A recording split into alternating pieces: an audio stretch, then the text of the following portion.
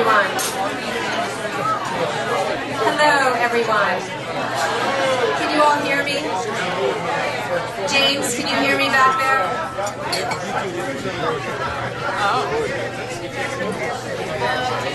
Well, I want to welcome you to our reading night, which is... Let me use the glasses.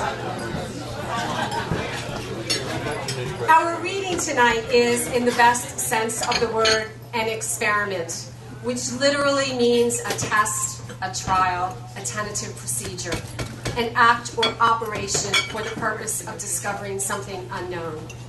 So much in the Guild is an experiment. This organization began that way, in fact, for there was never a formal plan ever to have a Writers' Guild.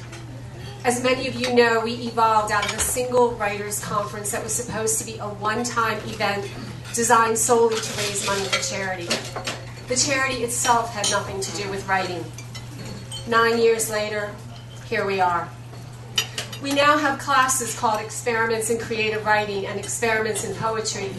And I think those of you who have taken those classes, as well as those who have taught them, will agree that something happens in those classes that is magical.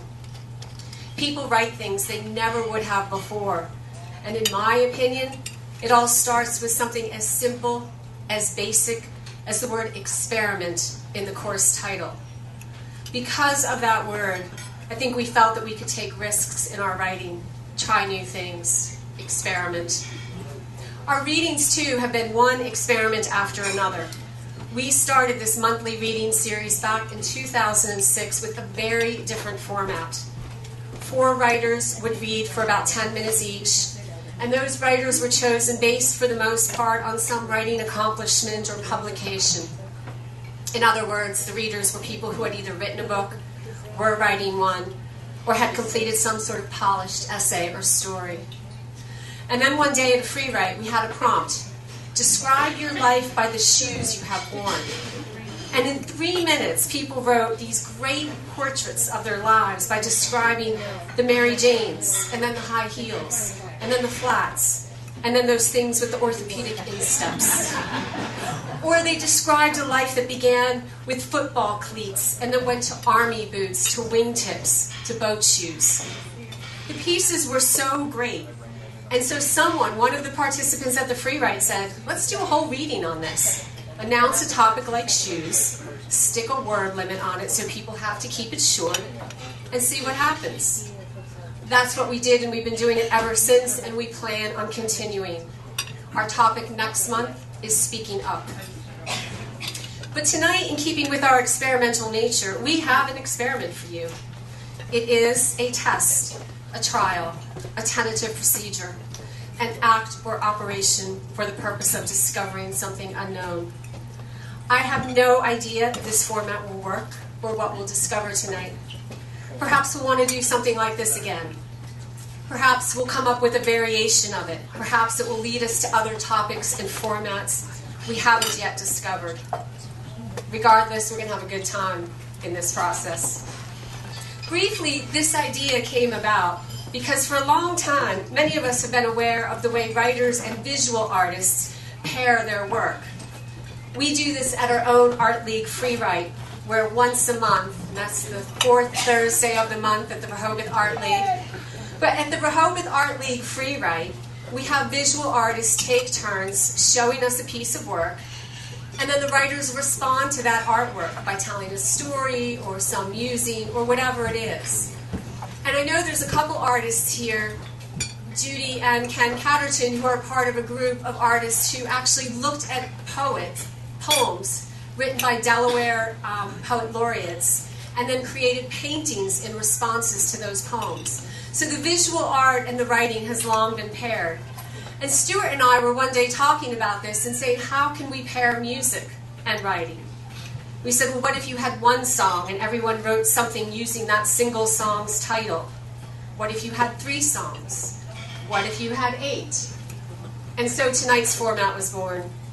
I asked Stuart for 8 songs that he and Amy would perform, and I then gave those songs to 8 writers and said, here, can you write something to go with this?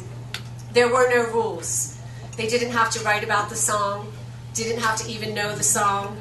In one case, I wasn't specific enough and someone was looking at the completely wrong song.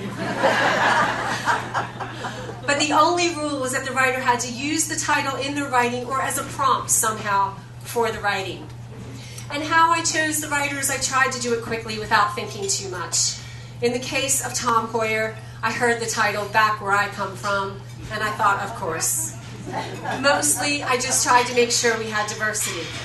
I wanted to make sure we had some of our regular readers who participate in reading after reading and are the backbone of the reading series. And I wanted to make sure we had some writers you might not have heard from in a while. I wanted a young writer. That's you, Billy Criswell. And I wanted some older writers. And that's everyone else.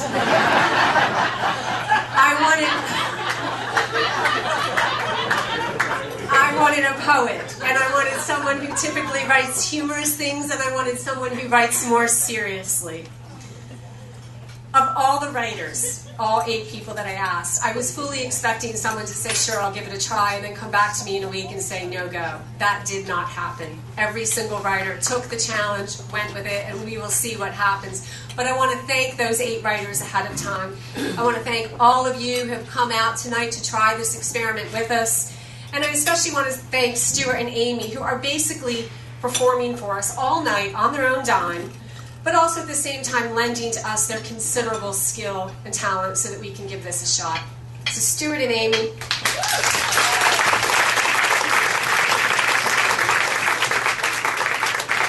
My final words to you.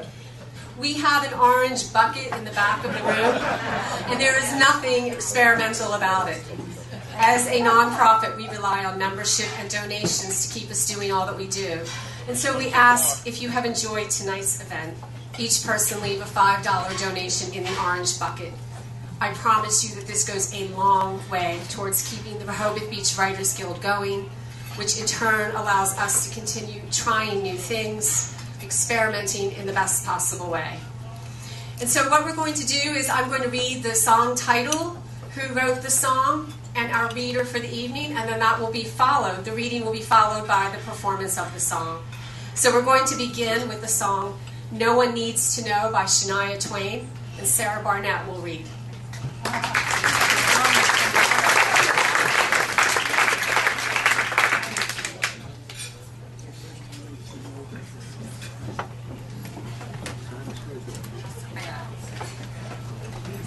It just happened. I kind of thought the song was coming first, so you'll figure it out as I read it. The song is called No One Needs to Know.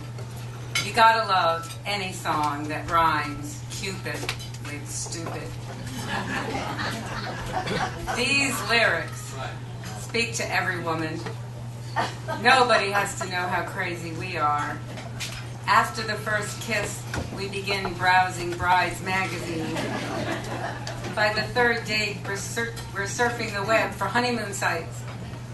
The morning after the first sleepover, find some of us researching baby names. We're divorced or widowed or never married. No matter how old we are, we worry that we're reaching a sell-by date. A line we won't know we've crossed until it's too late. We believe that Snow White and her prince lived happily ever after. Same for Cinderella and Rapunzel, stories suggesting that loneliness is eventually rewarded with a splashy wedding and a handsome, loving husband. Wherever we go, we look for that mythical man. Sure, we'll spot him across a crowded room. Over there, no wedding ring. Drinking espresso, reading the New Yorker. He's about my age. He could be the one. He could also be a serial killer. We meet on Match.com. Our married friends arrange blind dates. We strike up flirty conversations on the metro, at museums, bookstores. The more creative or desperate among us frequent male hangouts, taking golf lessons, learning to play pool, lingering in the electronic tool aisles at Home Depot. At the supermarket, we troll for helpless males offering advice on how to cook broccolini, find a ripe avocado for guacamole, hoping he'll suggest margaritas at his place. We hear how ridiculous this sounds. Get busy, we tell ourselves. Take a trip. Join a hiking club. Bake bread. Nobody needs to know we're marking time until one day we walk into our Italian class and there he is. Or a sweet guy in jeans and sweatshirt helps us pick out a garbage disposal at Lowe's. It could happen just like the song says. We saw it on YouTube.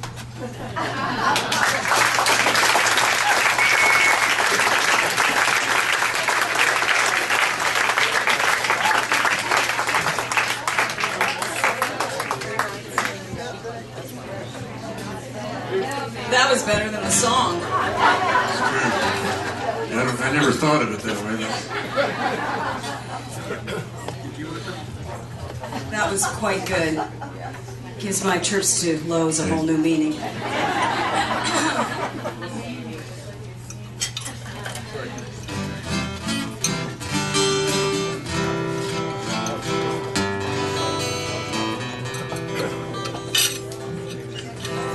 It's too loud and I don't have any idea what it's saying.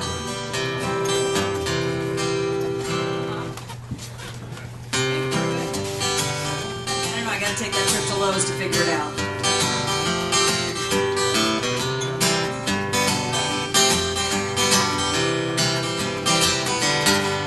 Not dreaming, stupid. I think I've been hit by Cupid, and no one needs to know right now. I met a tall, dark, and handsome man, and I've been busy making big plans, and no one needs to know right now. I got my heart set, my feet wet, and he don't even know yet. No one needs to know right now. I'll tell him someday, some way, somehow. I'm gonna keep it a secret for now. I want the bells to ring, a choir to sing, the white dress, the guest, the cake, the car, the hold on thing, and no one needs to know right now. And I'm not lonely anymore at night. He don't know, only he can make it right. We'll have a little girl, a little boy, a little Benji we call Leroy. No one needs to know right now.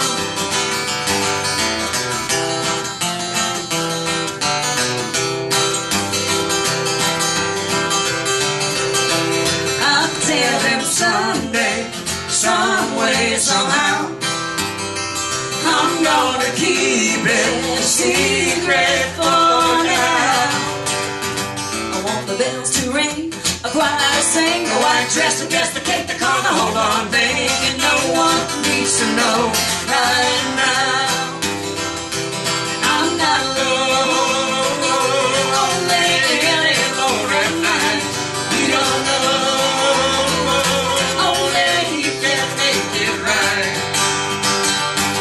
Not dreaming, a stupid boy, I've been hit by Cupid. No one needs to know right now. No one needs to know right now. No one needs to know right now.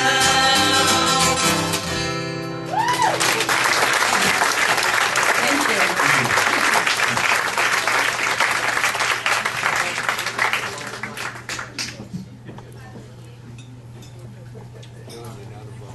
So the next song and reading is I'm Looking Through You by the Beatles, and our reader is Gail Comrade.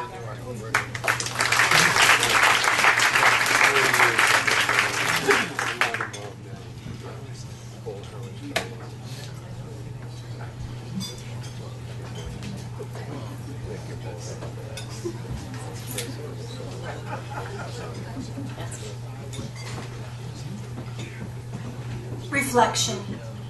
She tilts her head, inspects what the glass casts back. What she sees is a world reversed, hair parted on the right, ribbon tied and twisted to the left. A cold moon rising in the west. She thinks of smoke and mirrors, all the tricks she's seen before, same deceit the camera pulls, its misprints and opposites. This image before her mimics and shifts like the rippled surface of a pond, and she understands she's looking through herself and into the flash of movement beyond. There's nothing to do but wander in, to step into herself. She doesn't falter, doesn't shrink, begins with a foot, touches it toe to toe in reflection. As if testing the waters, she sinks into silver until there's only ankle, then thigh. She shifts a hip, finds her balance, slides a shoulder, pauses to savor her half-in, half-out vision. But a straddled life is not for her. She pushes on, the other arm, the final leg. Then off goes her head as she passes through. She enters, leaving nothing behind but an imperfect circle of fogged breath.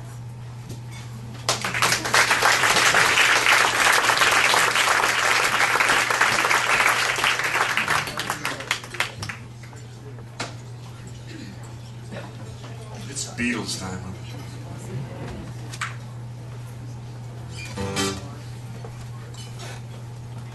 Beatles wrote a lot of songs. They really did.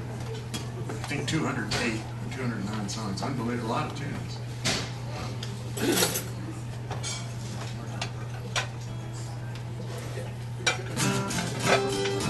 They were part of what was called the Mersey Beat from Liverpool. They ended up polishing their act, and this is one of the songs they wrote when they were actually performing in Hamburg, Germany. And they played there for a couple years and started dressing in black leather jackets. And when they got a real gig over there, they got enough money to buy leather pants as well, so they were looking pretty sporty. They weren't Rehoboth, so it worked. Anyway, when they got back to England, they'd been in Hamburg so long, people thought they were German and they spoke very good English. This is one of their earlier tunes. It's called I'm Looking Through You.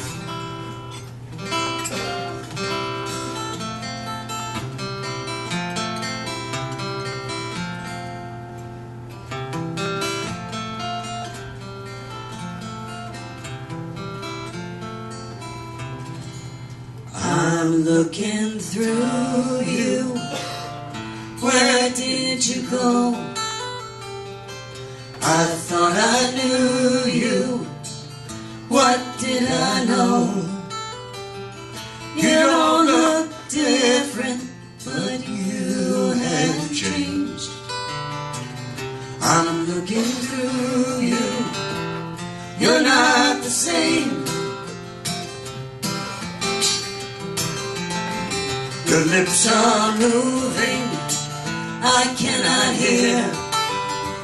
Your voice is soothing, but the words aren't clear. You don't sound different, I've learned your game. I'm looking through you, you're not the same.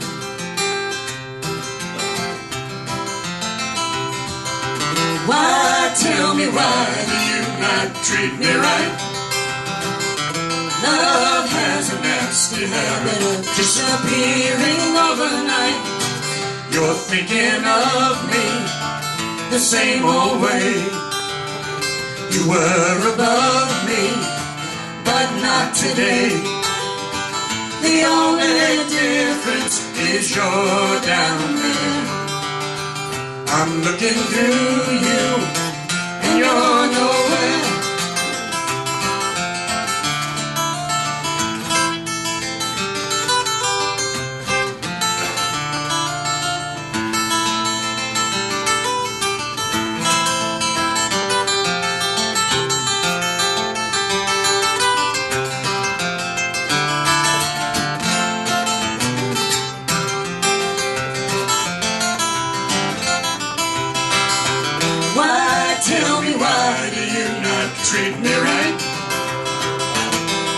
love has a nasty habit of disappearing overnight. I'm looking through you. Where did you go? I thought I knew you. What did I know? You don't look different, but you have changed. I'm looking through you. You're not the same. Yes, I'm looking through you. Yes, I'm looking through you. Baby, you change, you change, you change, you change, you change.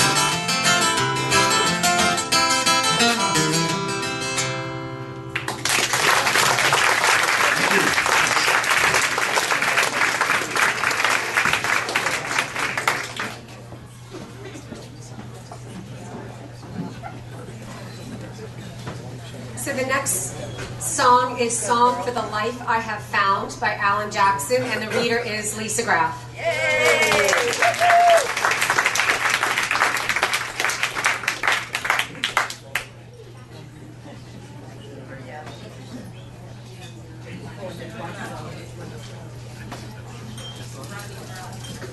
She said I have to get right back up on it.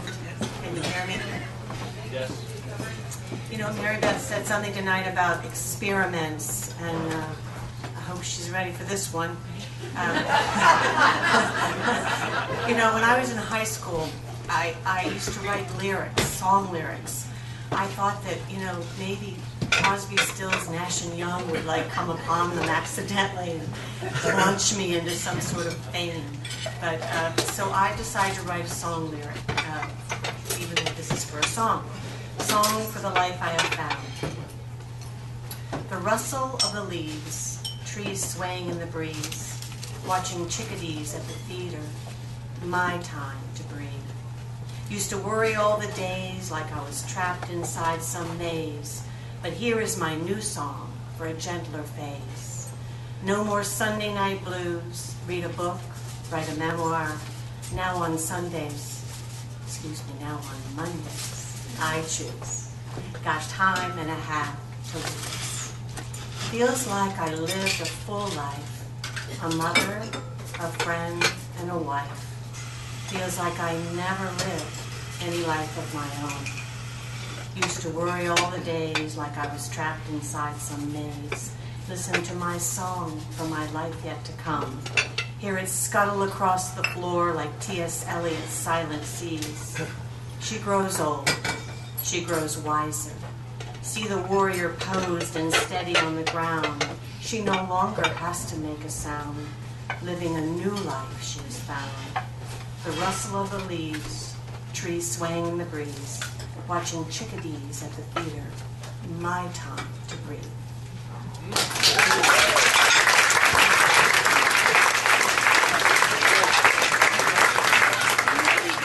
Music.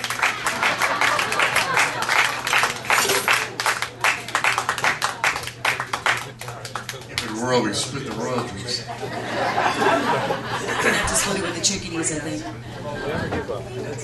This song was an old song. It was written in the early 80s.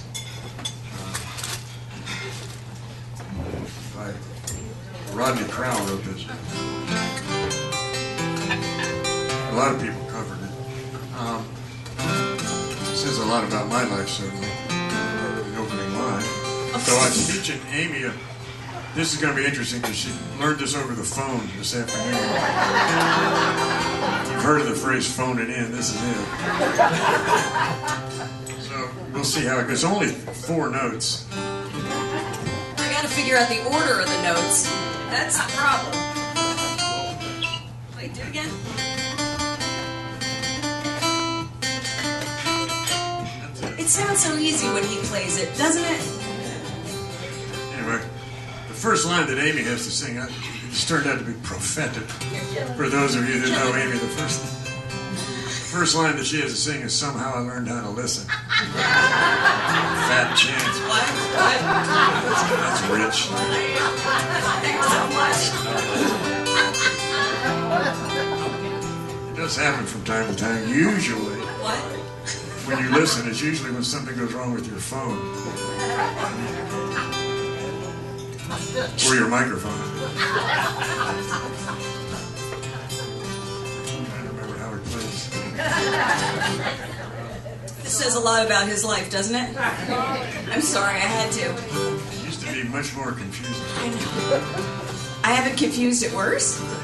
It's better now. Cool. Life is more fun when you don't live in a Pinto. Okay, yeah, that's true. Beamer? People did ask me my address and had my license plate number.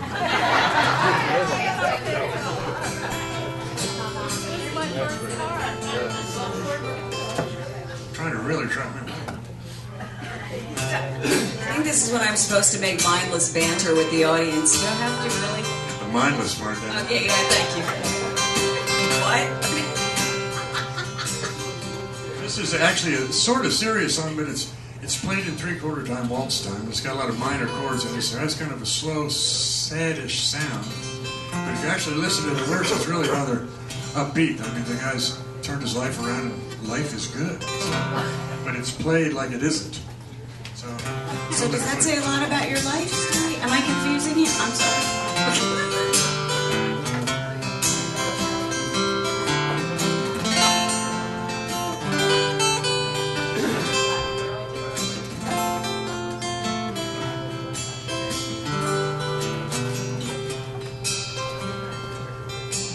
I don't drink as much as I used to.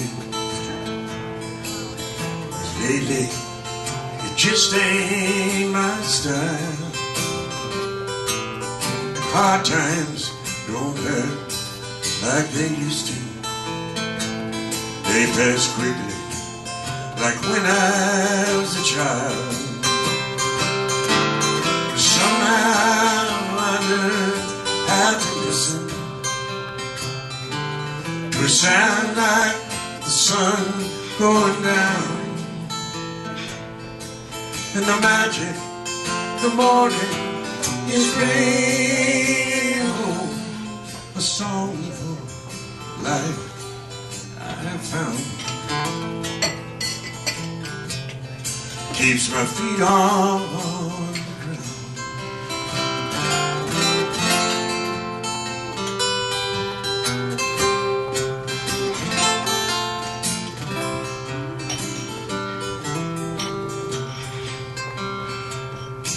Those midsummer days seem so heavy, but now they blow like a breeze through my mind,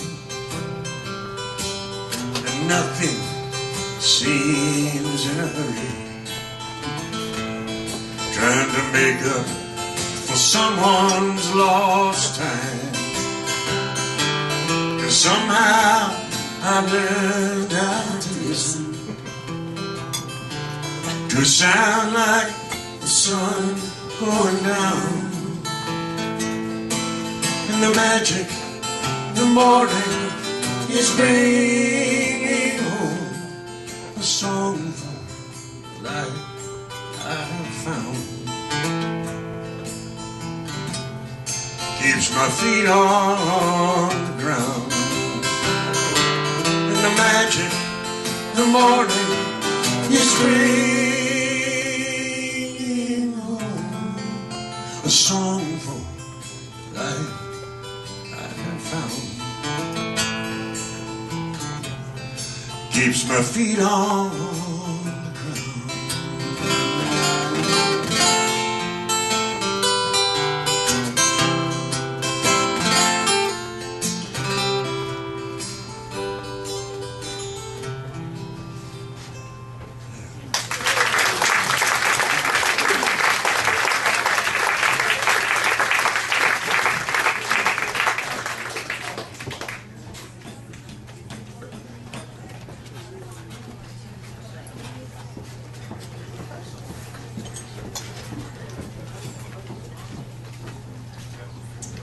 The next song is Helpless by Neil Young, and our reader is Tom Richardson.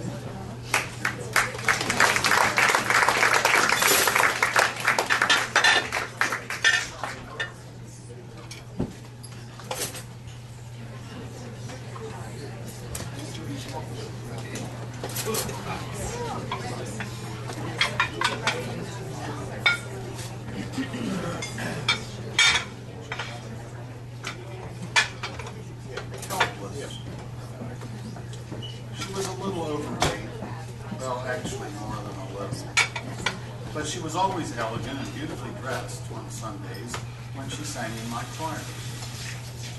However, Jackie had a streak of craziness and theatrics that on occasion let loose, even in Sunday morning worship. As the church's music director, I was frequently rendered helpless because of the Jackie factor. In addition to being my soprano soloist, Jackie was an enthusiastic ambassador for safe sex in the DC public school system. This often meant some pretty straightforward talking about sex, even to those of us who thought we understood safe sex. Walking toward Jackie on a Sunday, you'd be impressed with her stunning suit. You wouldn't notice it at first, but once you got up close, you'd see it. A button shouting, "Hey Bubba, where's your rubber?"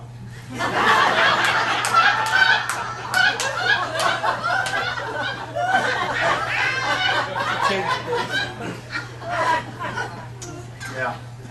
At the conclusion of one particular Easter service, I had all of the church's choirs assembled on the chancel steps to present a knock-your-socks-off piece of music as the service's climax. Jackie was to start the piece as a solo. She got herself together, held up her music, smiled, nodded at me, and her skirt fell off. Sweet smoking mother of music, what was I to do about this? I was helpless. Decorum, serenity, reverence, all gone. Instead, it was laughter, smirking, and a gasp or two. Undaunted, she stepped out of the skirt, poked it on the toe of her high-heeled shoe, and flipped it over the front pew while worshipers ducked. Once again, she looked at me, smiled, and nodded. We sang, but no one is sure what we sang. All eyes were certainly not on the cross. They were on the exposed singer, skirt-throwing wild woman. Look out, Miley Cyrus. We no longer worried about the church's children confusing the real meaning of Easter with dyed eggs and chocolate. They now totally understood the true joy of Easter. The chance to see a supersized lady in her undergarments sing to Jesus.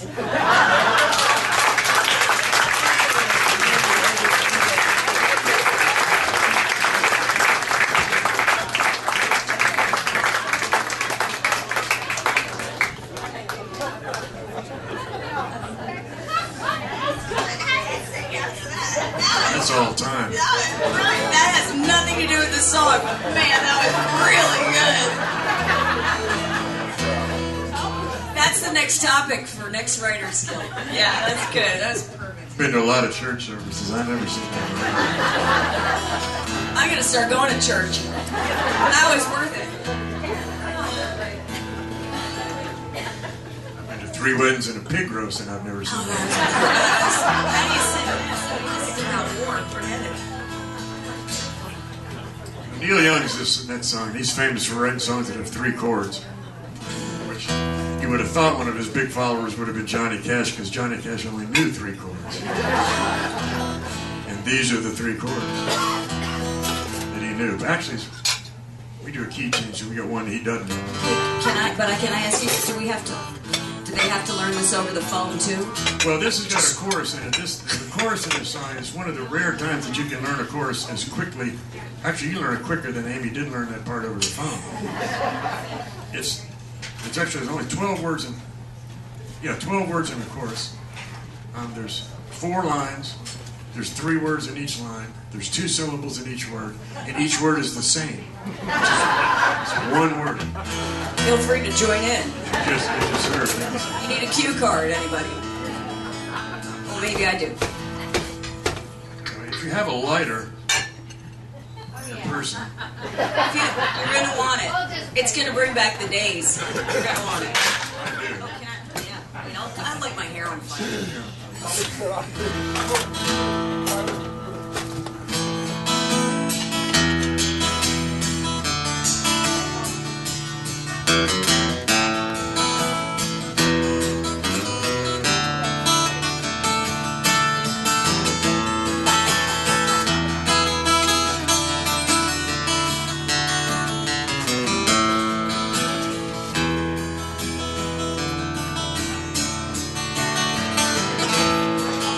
is a town in North Ontario. Dream, comfort, memories there. In my mind, I still need a place to go. All the changes were there. Blue, blue window behind the stars. Yeah, the moon on the rise. Big birds flying across the sky. They were throwing shadows on our eyes.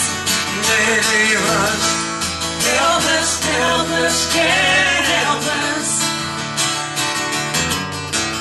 Helpless, helpless, helpless. Helpless, helpless, helpless. Helpless, helpless, helpless.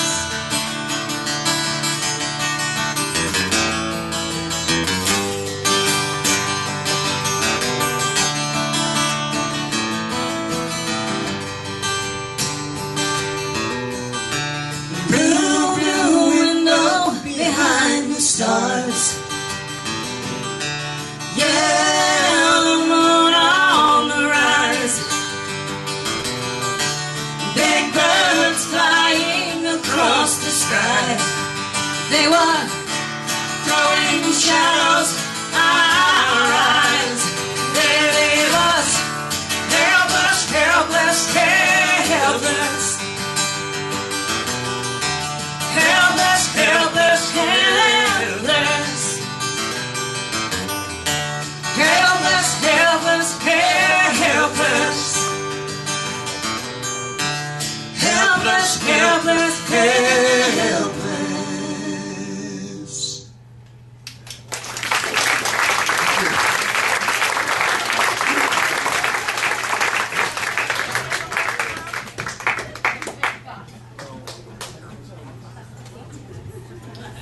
So our next song is Nights Are Forever Without You by England Dan and John Ford Coley, and Billy Criswell is our leader.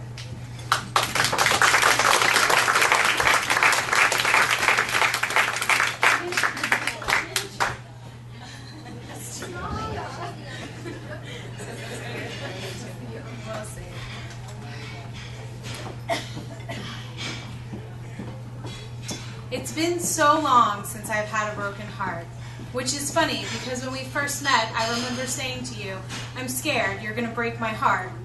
Once you repeated that back to me during a fight, saying perhaps I was right. I have never been more relieved to be wrong in all my life. Just because I don't have a broken heart doesn't mean there aren't times when my heart doesn't long or doesn't ache. Just because I'm yours doesn't mean I haven't missed you. There was a time when, even though we were together, I missed you terribly. It was a time when you weren't yourself. When I would lock myself in our bedroom and turn the TV up loud and imagine you different. Imagine us happy. We shared a home, and yet we were strangers. Our young love could have never fathomed the agony of waiting through someone's worst season. Nor could it imagine that loving someone completely could deepen after spending more than a year wondering if there was anything salvageable between us. And after we fell in love again, and life reinstated us to the sweetness of understanding, that loneliness we had each felt was all but dissolved, and it was only then that I realized the truth. Nights are forever without you. Days are meaningless, and laughter tastes stale. We fancy love to be spectacular and flamboyant, and indeed, love has its moments. But more often, love is the sum total of the experiences we have while learning to stay. People do change. Love changes. It deepens and it grows. And if you stay long enough, you learn to love people as they are and not as you wish they would be.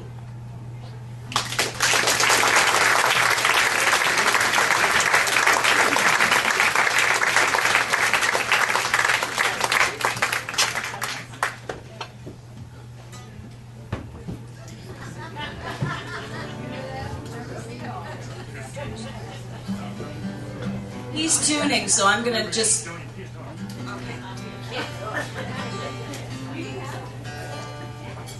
so hard to stay quiet.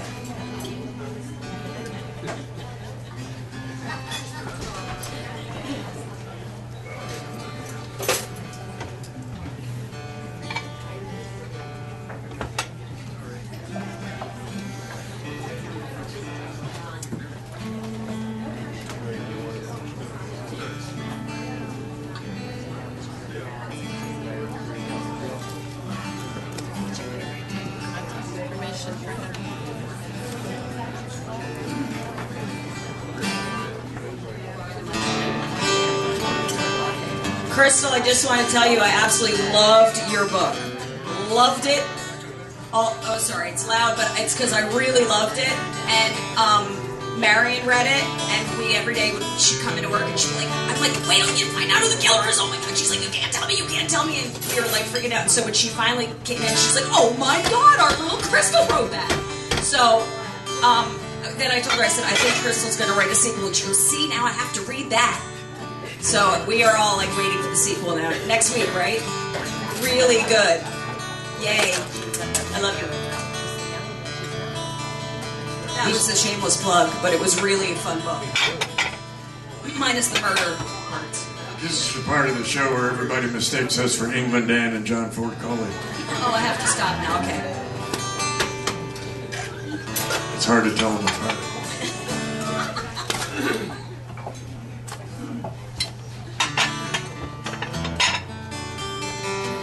A lot of, for some reason in the 80s, there were a whole lot of male duo kind of groups out. England Dan and John Ford Coley, one of them. And during that time as well, the Everly Brothers actually got back together in England. And I was playing in a duo with my friend Pete Slayer, and we sang this song. And we used to. We got a lot of bookings back then. We did real well. We made big bucks for two guys. We were making $1,000 a week back in the 80s playing music unheard of. It'd be nice now, but it's still unheard of. Like Mary said, this is on our dime. I didn't hear about any dimes. She didn't tell me. We'll be talking about that later. Anyway, one of the ways Pete and I used to get a lot of jobs is we put together this big-time promotional package. We had glossy pictures and tapes and a big glossy folder we sent out, 8x10s. It was pretty fancy looking, and we lied a lot. We had a play sheet of all the places we played, because we knew people all over the world, so we put on there that we played in South Africa, all over England and France. One of the places we claimed to play was that we opened for the Everly Brothers at the Royal Albert Hall. But who the hell is going to check? I mean, nobody checked. They had it on video, but they didn't show the opening act. We were home free. And we played a lot of Everly Brothers, so they believed us. Anyway. Stuff doesn't work anymore with CDs and YouTube and all. You can't do it.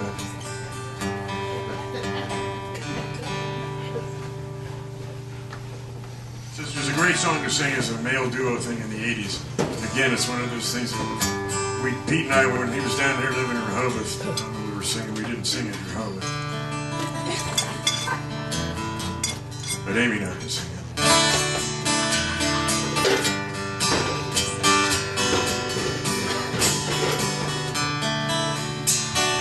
Lying in bed with the radio on, the moonlight falls like rain. Soft summer nights spent thinking of you. When will I see you again? Soft in love, music moans. Can't stop thinking about you. Thinking about you. Didn't know it would be so strong when one thing about you.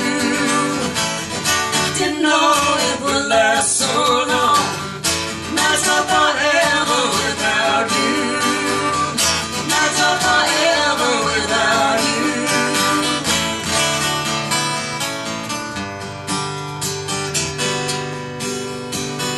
Curtains still dance with the wind in the sky. The sun will be coming up soon. But I just can't sleep for thinking of you here alone with the moon. soft and low, music moans. Can't stop thinking about you. Thinking about you. Didn't know it would be so strong. Waiting and wondering about you. Didn't know it would last so long. Nights are forever without you. Nights are forever without you.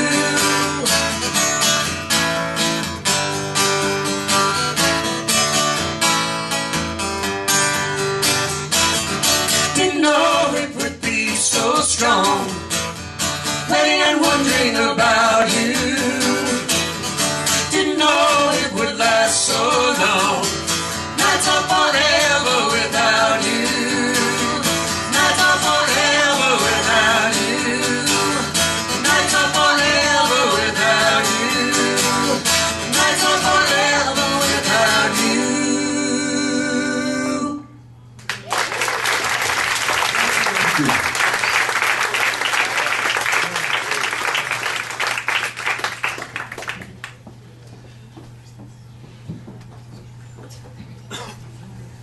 So our next song is Back Where I Come From, Kenny Chesney, and our reader is Tom Boyer.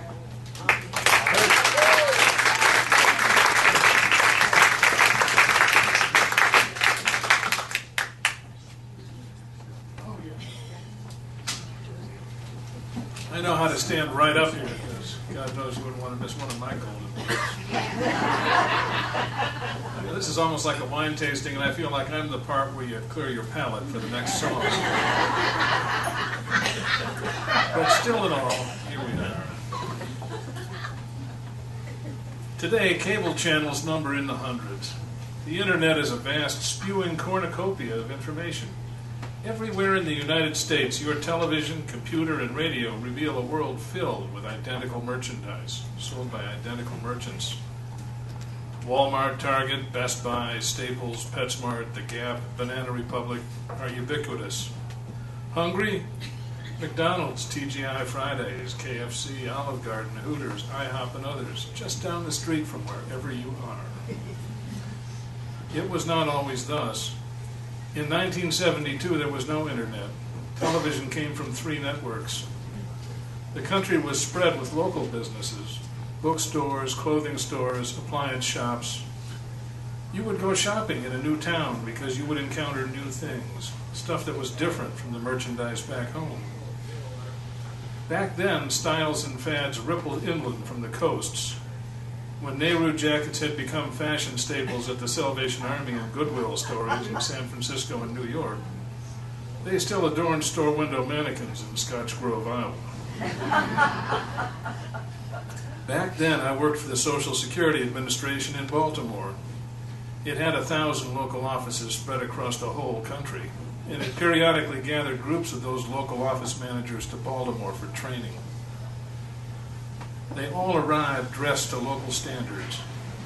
When they were in town, the cafeteria displayed a veritable Ellis Island of haberdashery. We considered them country cousins and amused ourselves by checking the name tags of the most striking fashion outliers to learn their backwater of origin.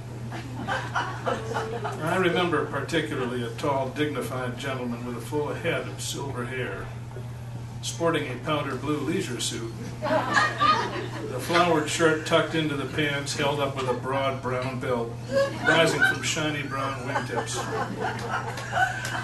I read his name tag. Oh God, South Bend, Indiana. Back where I come from.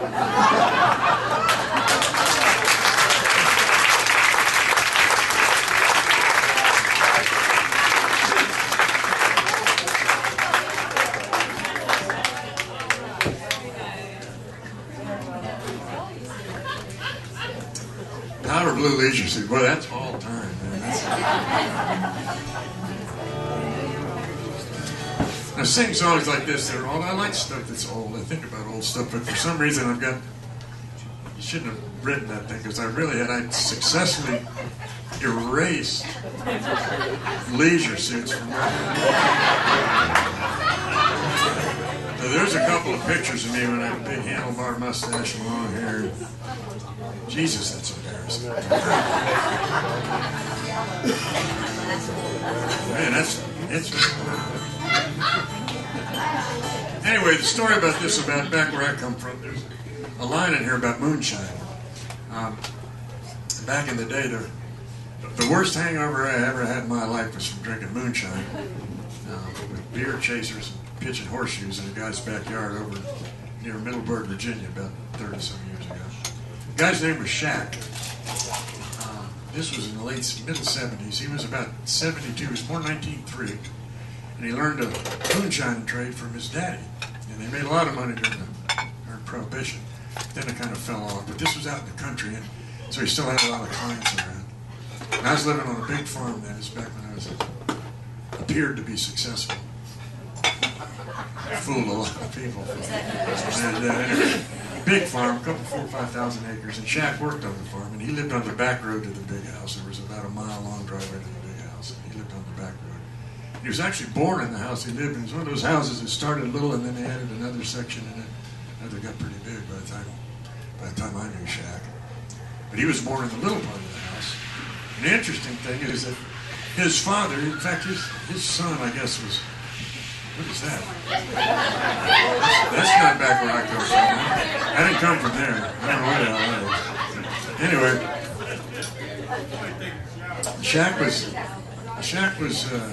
he was kind of old by then. He was 70 a couple, but real fit. One of those people looked like he was maybe 50. And it turned out that he'd had children when he was like 14 or 15. So he had kids when he was nearly 60. And his father was 60 when he was born. His father was 60 in 1903 when he was born. His father was born in 1843 and born in that same house. And that's where he learned to make moonshine. And it was dangerous stuff. God Almighty. It was, still gives me the willies. That was that was summer of 1978, I think. Anyway, the key thing about Shaq is to know that and to know somebody like that. He learned it from his dad. And the thing about Shaq was black, so his father was actually born a slave in that house and worked on when that farm was a farm back before the Civil War. And they said him, as far as I know, he died a few years ago, but he lived there for at least 2 generations all their life. And that's where they learned to make moonshine, and it was real good. So, whenever I think of moonshine, I always think of Shaq. And it's in this song.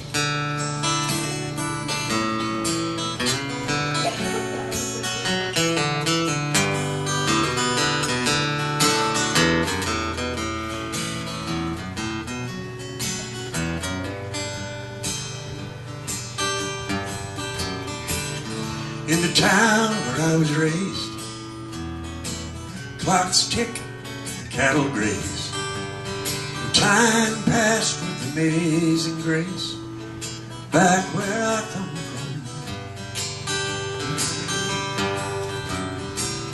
from, you can lie on a riverbank, paint your name on the water tank, or miscount all the beers you drank. Back where I come from,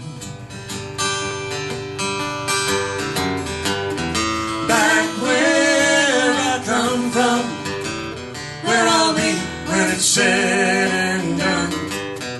I'm proud as anyone, 'cause that's where I come from.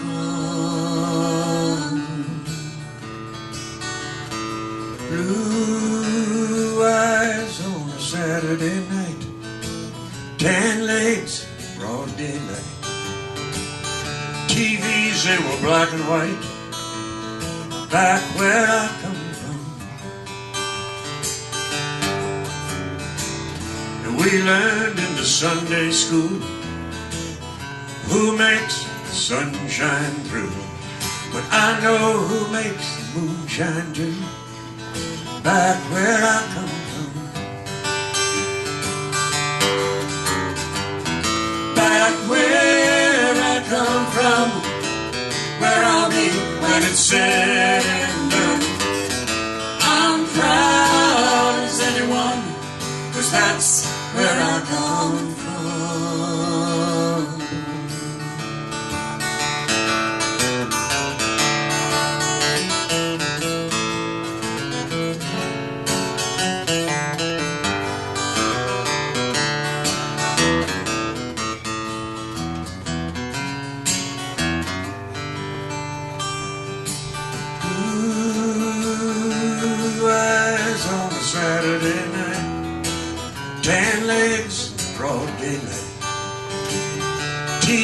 they were black and white back where I come from.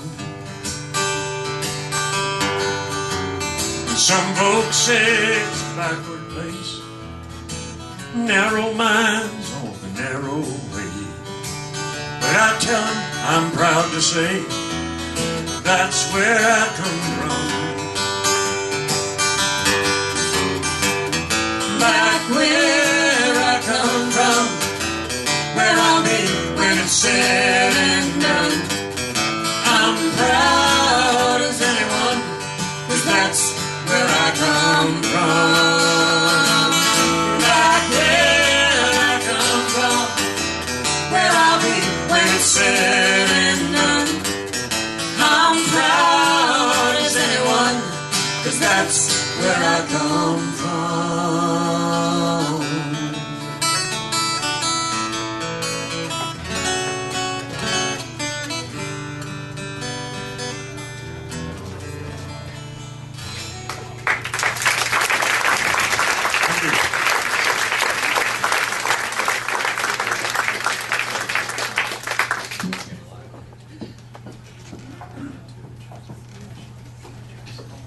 So we have 2 songs left. Our next one is Carolina in My Mind or On My Mind? Carolina in My Mind by James Taylor, and our reader is Paul Dyer. Can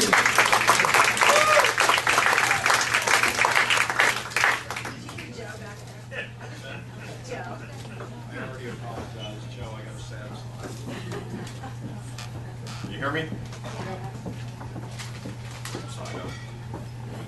I talked to the pet psychic. On the list of heartrending breakup lines, that was certainly a new addition. But the unforgiving voice on the phone told me that it meant that after more than 10 years, I'd reached the rapids on the river of no return. The particulars no longer mattered. The only immutable fact was that on the other side of the rift created by the pet psychic incident was my son. And the soundtrack in my head began to drown out her voice on the line. There ain't no doubt in no one's mind that love's the finest thing around. Whisper something soft and kind. It had started as that foggy-headed, quit your job, move to a whole new state kind of love. The love that will set you free kind of love. But in the end, even that soaring love could never match the love that's bonded in blood. And those lyrics rolled on. Dark and silent late last night, I think I might have heard that highway calling.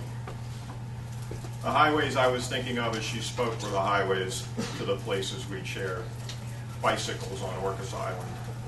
The narrow alleys of San Gimignano with their high curtains of hanging laundry.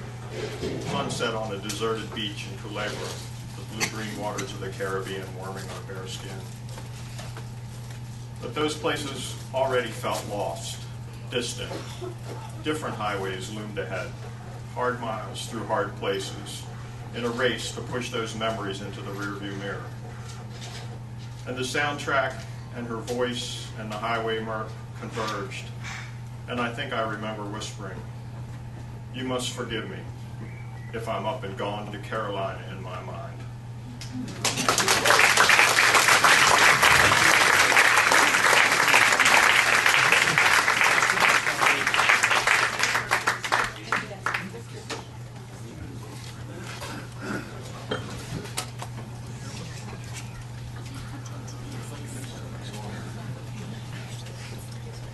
So how's everybody?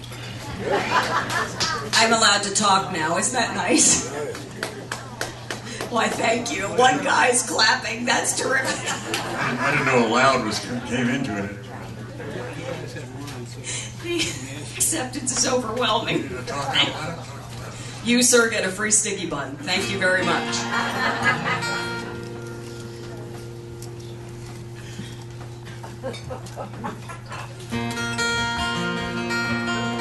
I actually learned the song many moons ago when it first came out and then forgot it. I think I learned it when kind of the girl I was dating liked it. Maybe she played it. This girl I dated once played guitar, and she was better than me. In many ways, not to mention guitar. That was a long while ago. Anyway, then we heard this Miss Allison Krauss do this. Things from YouTube. Played a real pretty version of it, different than usual. And this is it.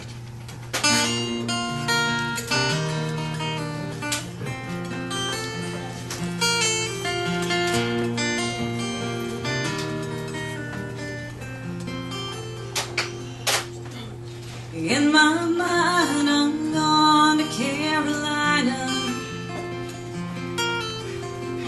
Can't you see the sunshine? Can't you just feel the moonshine? Ain't it just like a friend of mine to hit me from behind? Yes, I'm gone to Carolina in my mind.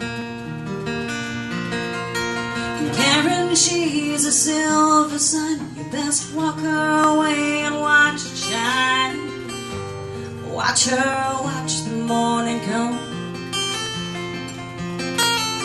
A silver tear appearing now. I'm crying, ain't I? I'm gone to Carolina in my mind. There ain't no doubt in no one's mind that love's the finest thing around. Whisper something soft and kind. Hey baby, sky's on fire. I'm dying. I'm gone to Carolina in my mind. In my mind, I'm gone to Carolina. Can't you see the sunshine? Can't you just feel the moonshine? Ain't it just like a friend of mine to hit me from behind? Yes, I'm gone to Carolina in my mind.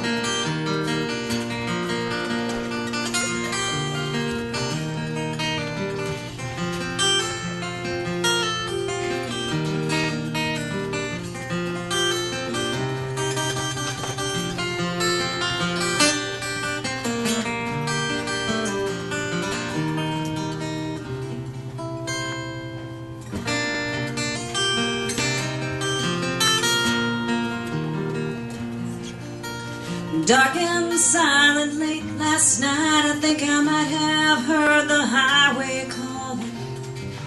Geese in flight and dogs that bite, and signs that might be omens say I'm going to Carolina in my mind. With a holy host of others standing around me, still I'm on the dark side of the moon. And it seems like it goes on like this forever. You must forgive me if I'm up and gone to Carolina in my mind. In my mind, I'm gone to Carolina. Can't you see the sunshine? And can't you just feel the moonshine? And ain't it just like a friend of mine to hit me from behind? Yes, I'm gone to Carolina in my mind. Gone to Carolina in my mind. Say nice things about me, 'cause I'm going south now. Got to carry on without me, 'cause I'm gone.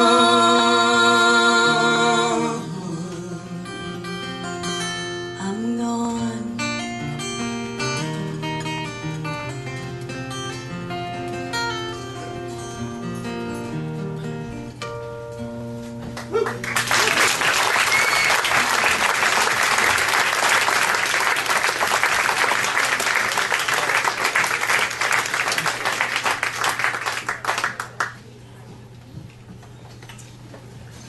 last song for tonight is Wonderful World by Sam Cooke, and our reader is Judy Catterton.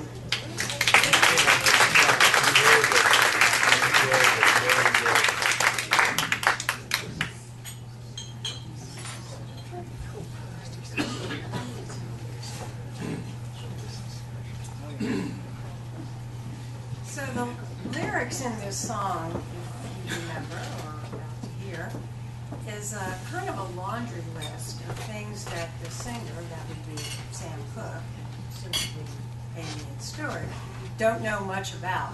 Don't know much history, don't know much about biology, don't remember the French I took.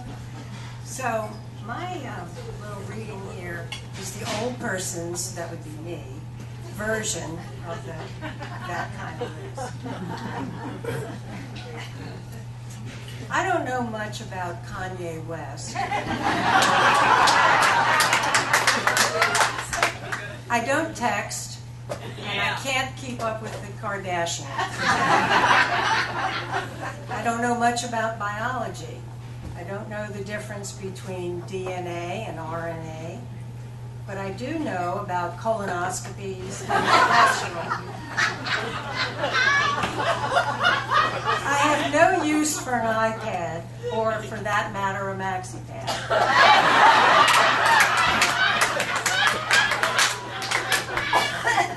I thought LOL was an airport in Southeast Asia. And my son had to tell me that an emoticon was not the name of a medication for erectile dysfunction.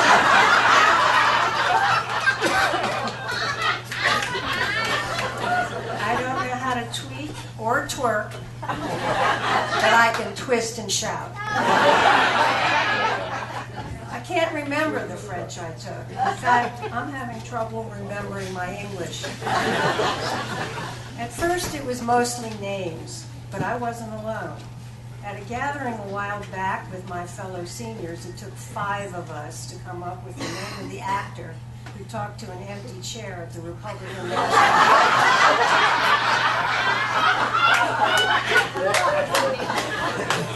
Should probably take a survey. Now I'm losing everyday words. I'll be telling a story, and as I make my way towards the punchline, I realize that I can't remember a critical word. I'm like a swimmer trying to get to shore who is caught in a riptide. If I can, I describe the word I'm looking for. You know, the tall thing in the kitchen that keeps food cold.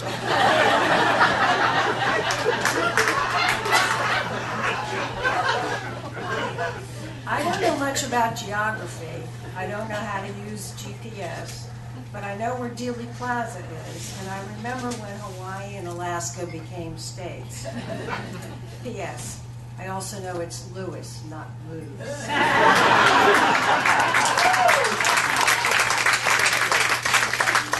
The world is changing too fast for me.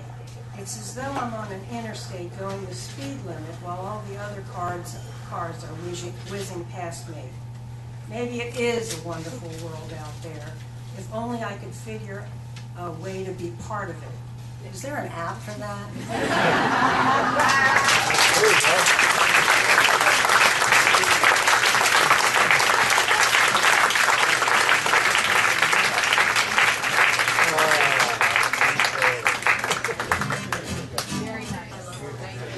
That's good. I don't text either, and all my friends are mad at me, so don't worry. I got a 13-year-old daughter who claims my 4-year-old computer is a dinosaur. She is all over me about stuff. I have no idea what she's talking about. She says, well, can't you write this? I write stuff down with a pencil, honey. You remember those? Yeah, I still keep all my hard copy files. Anyway, this is a song by Sam Cooke. And he wrote, he wrote this with, of all people, you'll never guess, the co-writer of this song. Herb Alpert. Go figure. Yeah, no kidding. Yeah, that's unusual. He wrote a lot of songs. Yeah. You know who co-wrote the man who shot Liberty Valance? You never guess that either. Burt Bacharach. Hey, Good girl. Anyway, they recorded this in the studio. The drummer didn't show up, and it was a recording studio all the local folks knew about. And there was a kid evidently outside trying to get into the business, so they got him to play drums on this record. So he's like a 14, 15-year-old kid. Nobody knows his name. And he played one session, gone. Good drummer. Heck of a drummer. Yeah. Really? Oh, yeah.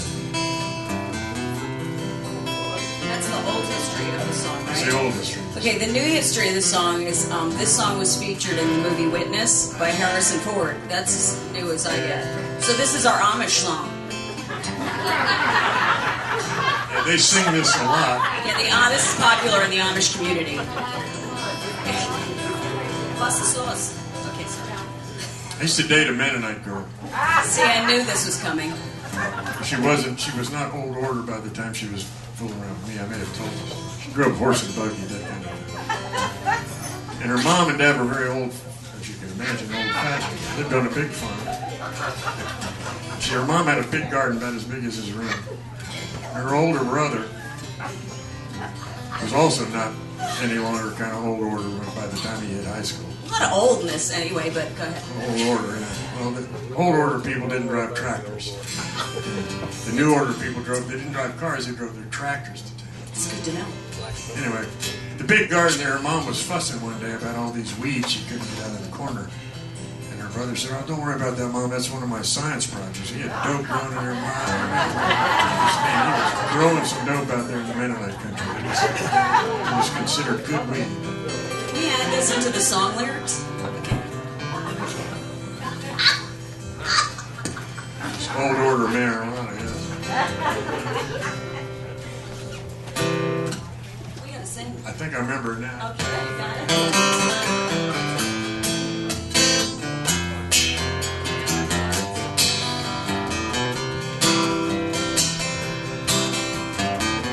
Don't know much about history. Don't know much biology. Don't know much about the French I took. Don't know much about the French I took. But I do know that I love you. And I know that if you love me too, what a wonderful world this would be. Don't know much about geometry. Don't know much trigonometry.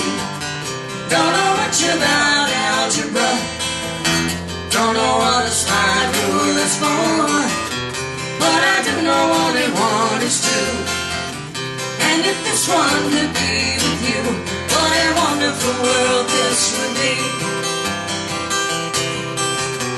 I don't claim to be an A student, but I'm trying to be. 'Cause maybe by being an A student, baby, I could win your love for me.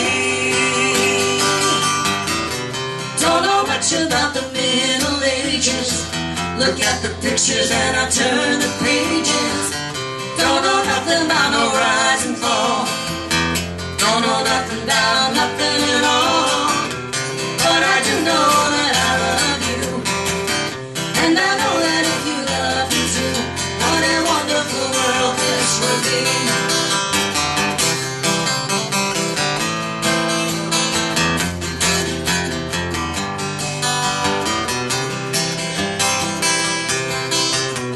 I don't claim to be an A student, but I'm trying to be.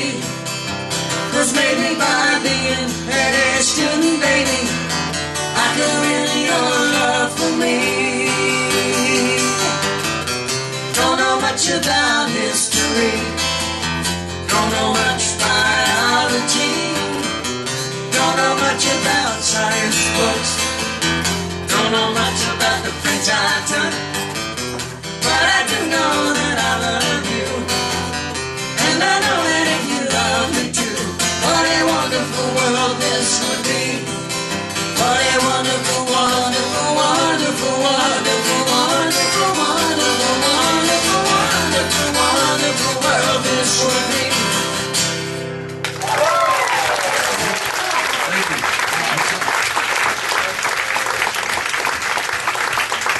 If you really like Mary Beth's boots, Yes, and we do. Put $10 in the orange bucket. Just saying.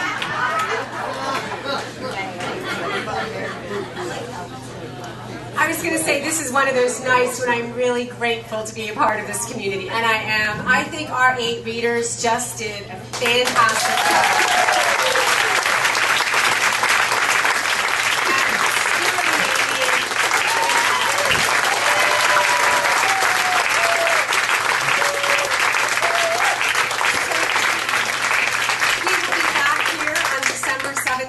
For a reading. The theme is Speaking Up. If you're looking for holiday gifts, books by local writers, stop by the table, and please don't forget that orange bucket on your way out. Thank you so much for everyone being here.